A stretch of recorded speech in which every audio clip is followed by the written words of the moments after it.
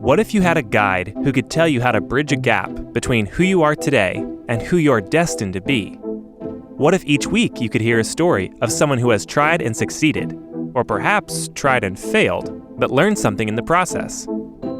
Limitless Spirit is a weekly podcast where host Helen Todd interviews guests about topics and personal stories on defining life's purpose, pursuing personal growth, and developing a deeper faith in Christ.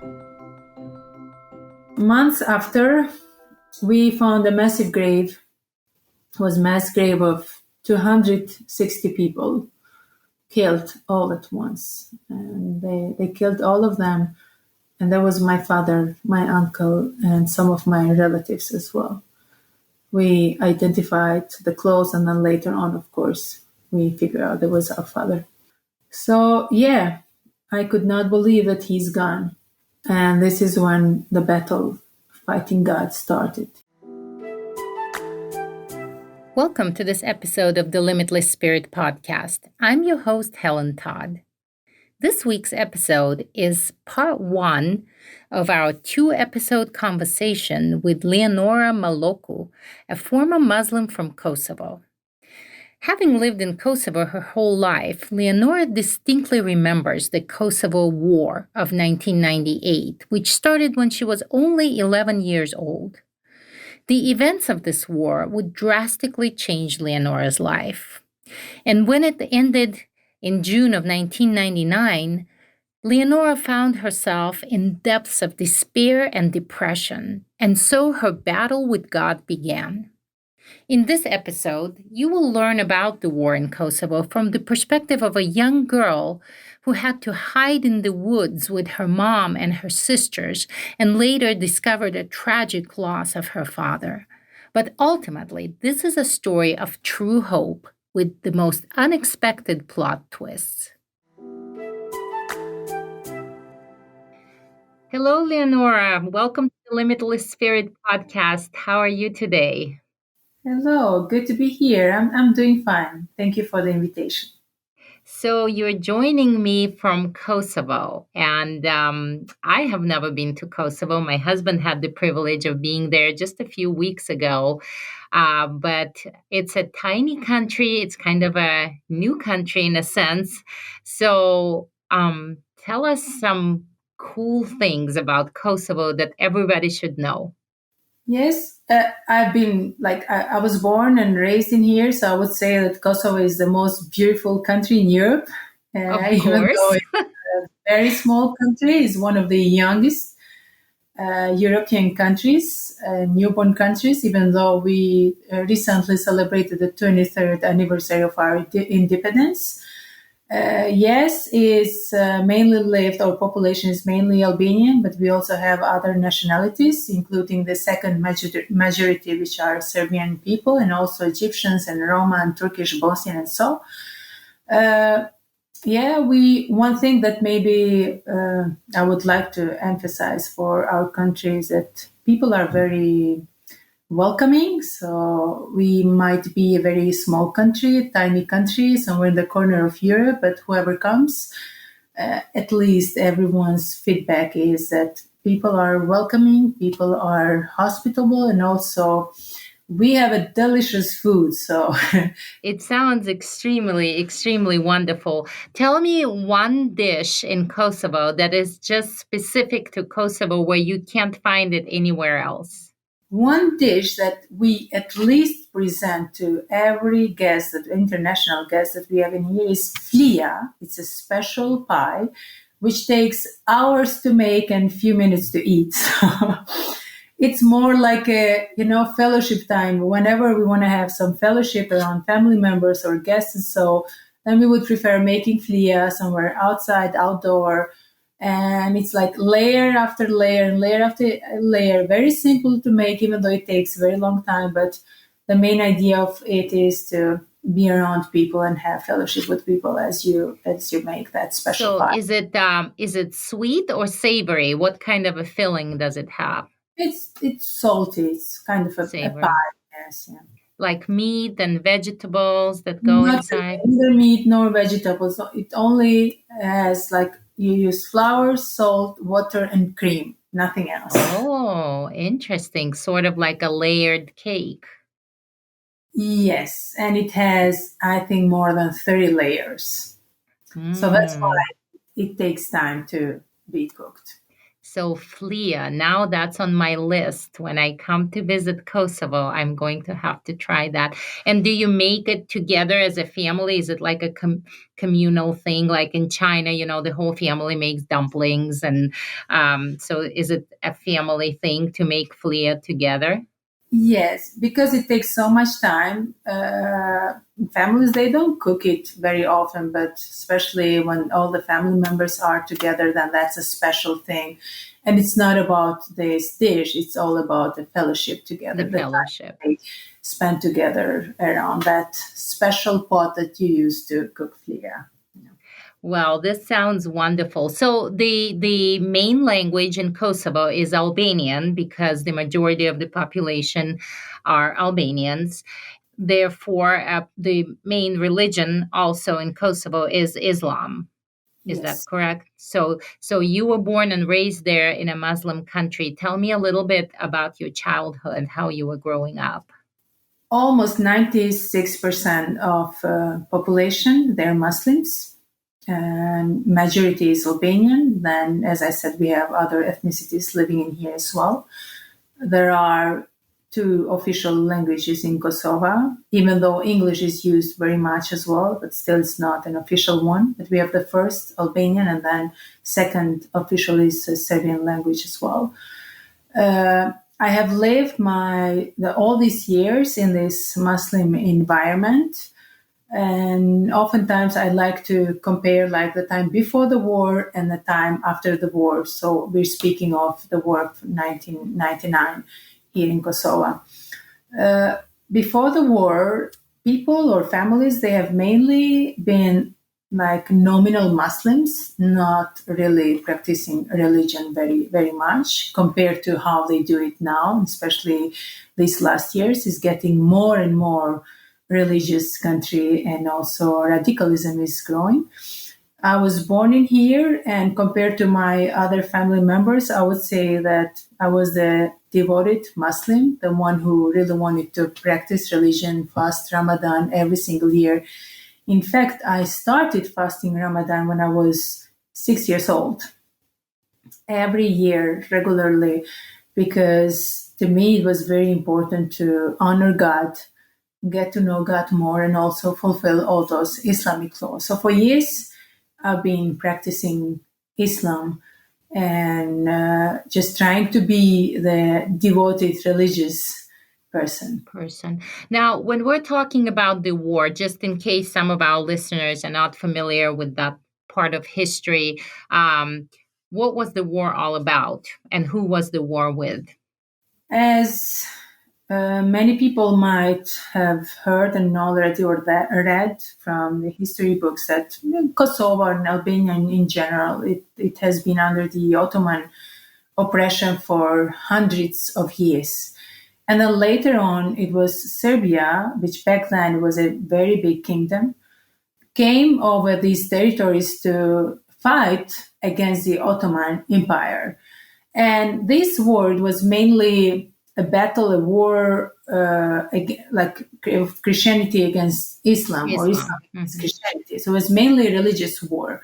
So when Serbia came over in these territories, they came as our allies on that sense that they wanted to help us get released and get freedom, and also kick the Ottoman Empire out of Kosovo and also Albanian territories. However, after that, we have somehow Serbia took ownership of this country, including some other Balkan countries as well.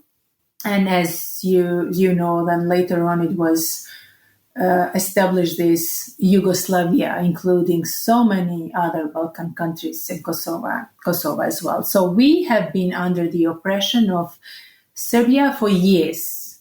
I'm not saying like 100 years, but almost hundreds of years under their oppression as well. And we, knowing our roots, we really wanted to get our own freedom and function as a free country. However, Islam in Kosovo came because of the oppression of the Ottoman Empire, and their main goal to bring Islam into Europe. So they used these territories as a channel for them to penetrate in the other countries as well of Europe. When this special battle happened in Kosovo years ago between Ottoman Empire, Serbia, and of course the Albanians who lived in here, it was mainly to get us freedom, first of all, but also for the Ottoman Empire to be rooted into this country and win this country for Muslim. Up to that year, most of the Albanians, they were already converted into Islam. And this was not really by desire, it was mainly by force. And also they had to pay very high taxes, and none of them was able to do that. So that's why then they were forced to convert into Islam. When the Sultan Murad, the guy who was ruling into these territories, died, he was killed in Kosovo in a very special field near to Pristina, the capital city. He ordered his soldiers to bury his heart in Kosovo and take his body back to Istanbul. And the main reason of this was that he wanted for his grave in here to be a proof that he has brought Islam in Europe. And still, he wanted to have another grave in Istanbul as well. For all these years, there are so many Muslim people who go and visit that grave, and somehow they just want to proclaim more and more that this country is a Muslim country and Islam should overcome Europe. Islam should spread all over Europe. However, knowing all these parts of the history, which are painful stories, and they have brought lots of hurt and lots of killing throughout the years for Albanian people living in Kosovo, we have inherited this religion somehow from the Ottoman Empire. And on the other hand, it was the Serbian nation who did nothing to help us get rid of that, because somehow they had their own interests on regard of our country, and for them it was better for us to remain in such condition. However, the very final, after most of the Balkan countries got released of the former Yugoslavia, then it was Kosovo's turn in this 90, let's say starting from 94 with lots of riots and demonstrations, and so they started closing the schools, so you could not have any more schools in Albanian, you could not have TV channels in Albanian, so we were isolated, totally isolated, and we had no freedom at all when it comes to our rights as an Albanian nation. Then 99, the real offensive, or the biggest offensive, started in Kosovo, the war with lots of killing and death and fighting, which lasted for 72 days straight. And it was during this time when me and my family, it was my parents, my mom and my dad, who decided to stay in the country and not leave the country. So for months, we've been isolated in Kosovo. Back then, we did not have any internet connections. We didn't have any phones we could use. We had nothing. If you would lose family members, honestly, you could not communicate with them anymore. So this is what happened with us as well, with my family. Most of the times, the men, they could not stay with the woman and their children because they would get killed. We had some people, Albanians, who were fighting against Serbia, called Kosovo Liberty Forces, unprepared, untrained, a military formed specifically for this war. They didn't have anything. The only thing they had, the only tool, the only armor they had, it was their desire, their willingness to finally get free and defend their own country. So was your dad fighting in these forces? No, he wasn't. He used to be a teacher. He worked as a teacher for many years. Before this offensive started, I have seen him as a student in the school, the same school where he was serving as a principal of the school as well. I've seen him being arrested and imprisoned in handcuffs for many times, because they would tell him the school should be closed. You don't celebrate anything. You don't organize an event. You don't do this and that. And he would still do that. So oftentimes, as we were doing something special even for the Teachers' Day or whatever day, any other national days that he would like to celebrate together with with the people in the school, they would come and arrest him. So I've seen him, even before the war started, I've seen him being arrested for so many times. However, he didn't go to these military forces, but he was hiding together with the other man. And we lost touch with him. We had no clue where he is. And we had chance to get out of the country to go either in Albania or Skopje with buses and trains. And every day they were just transporting people, children and women and so on. But my mom, she decided for us to stay in Kosovo. And she said, we will not leave him behind. We don't know where he is. We don't know if he is alive or dead. But I would never forgive myself if one day the war is finished, we come back and he will just tell us, you left me behind. And we as children, me and my sisters, of course, we were terrified. We wanted to cross the borders. We wanted to go somewhere safer, but we wanted to respect the decision of our mom as well. So this way, we all decided to stay in Kosovo. So for all these years, all these days, 72 days straight of very harsh, bad war. And how old were you at that time? I was 11. In fact, I didn't celebrate my birthday, but I turned 12 in the forest. During the war. Wow. Hiding under the bullets. So that's how I turned 12 during these days of terror.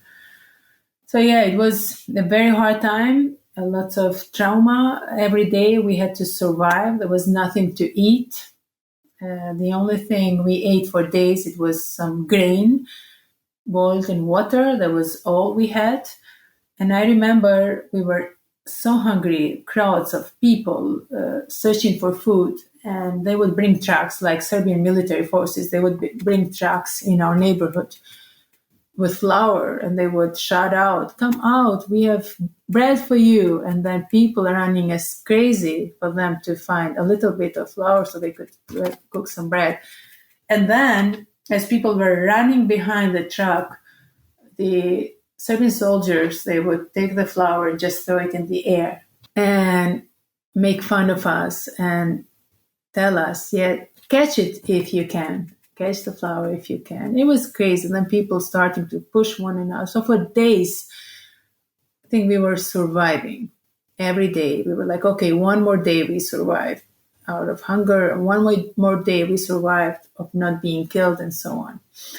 And I remember every single detail of that day when we finally got free. It was a very silent, quiet day. And early in the morning, we saw the Serbian forces huge lines of vehicles, and tanks and all these military vehicles getting out of the city. And we had no clue what's going on. And before this, we experienced NATO bombing as well. All those bombs would come over our heads. And we hated that because every time the NATO would throw a bomb in one of these Serbian camps, then they would get a revenge on us. And sometimes, they would get a revenge on civilians. But sometimes they would also use us as a shield, because they knew if NATO sees that there are civilians, they would not bomb into those camps. And we hated that because we were surrounded with soldiers all the times. Every single day we were surrounded by them, and we never knew how long it's going to be and when they're going to kill us all. My mom, she spoke Serbian fluently, and they would use her, literally every time when they wanted to address the crowd. They would take my mom, put the gun in her head, and force her to translate whatever they wanted to say to the crowd. And it was a very, very bad time because the crowd started hating our mom as well. She was barely speaking out all that bad stuff that they were telling us, and still she was forced to translate.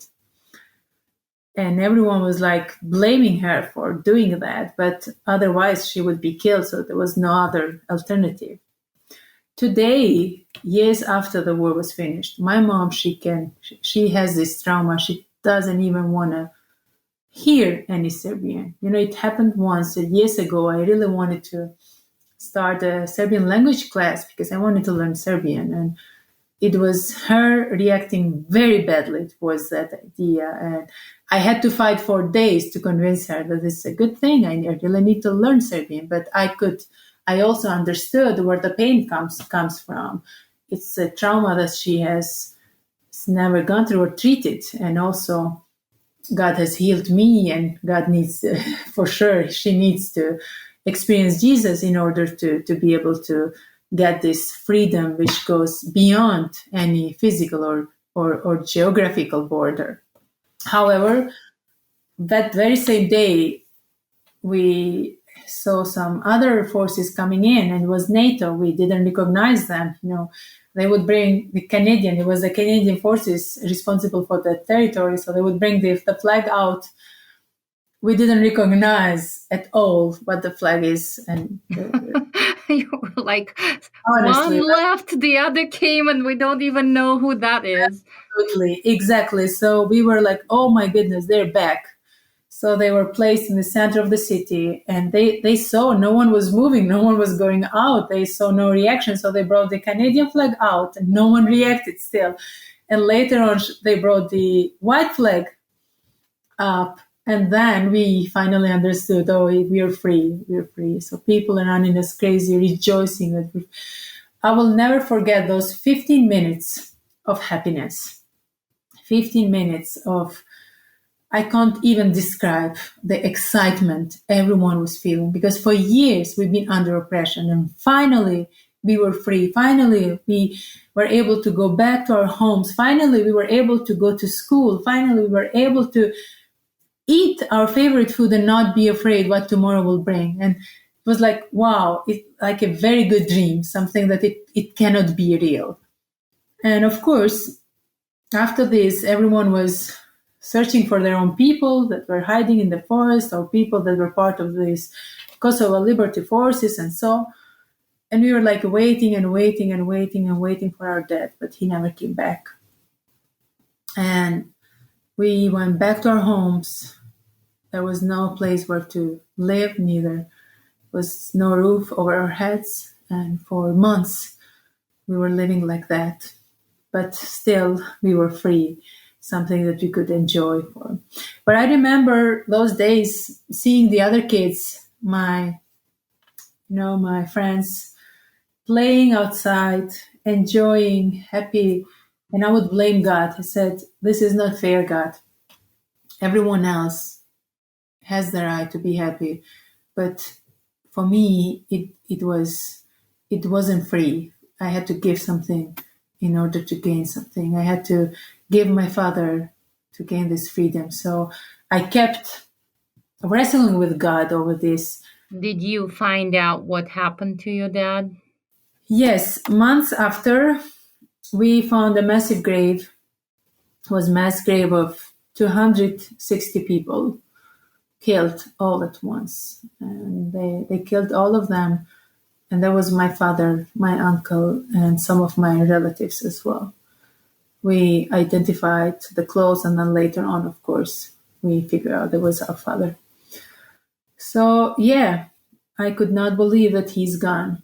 And this is when the battle fighting God started. He said, you could stop this and you didn't. You could control this and you didn't.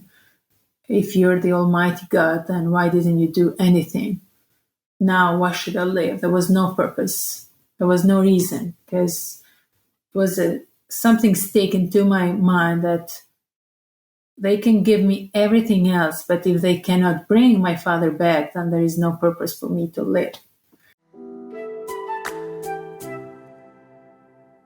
Although we have run out of time in this episode, stay tuned for next week's episode when you hear the rest of Leonora's story. In part 2, You will hear how Leonora found her way out of darkness and have discovered true hope and a few surprising secrets about her family along the way. This episode continues our series Hope Rising and leads to the Hope Rising Conference on March 29th, 30th, and 31st in Branson, Missouri, hosted by World Missions Alliance. I encourage you to visit our website, rfwma.org, to find out more about this event. If you can't attend in person, you have an option of listening to it digitally from the comfort of your home. The website again is rfwma.org. Until next time, I'm Helen Todd. Limitless Spirit Podcast is produced by World Missions Alliance. We believe that changed lives change lives. If you want to see your life transformed by Christ's love, or if you want to help those who are hurting and hopeless and discover your greater purpose in serving Christ through short-term missionary work, check out our website, rfwma.org, and find out how to get involved.